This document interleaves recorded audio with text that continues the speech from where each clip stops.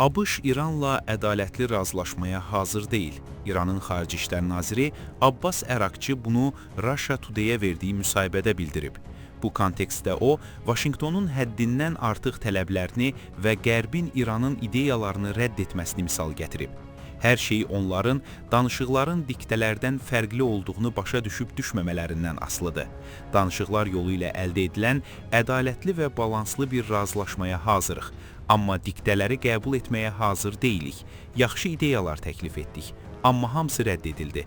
Bundan sonra belə bir nəticəyə gəldik ki, kifayətdir. Onlar ədalətli bir razılaşmaya hazır deyirlər. İran Xarici İşlər Naziri əlavə edib ki, ABŞ prezidentinin xüsusi nümayəndəsi Steve Witkoffla da əlaqələr kəsilib. Reallıq budur ki, mən Steve Witkoffla əlaqə saxlayırdım və onunla İranın nüvə proqramı ilə bağlı müzakirələr aparırdım.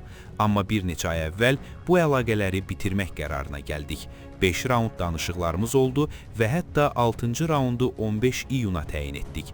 Amma bundan 2 gün əvvəl İsrail bizə hücum etdi və sonra ABŞ da qoşuldu.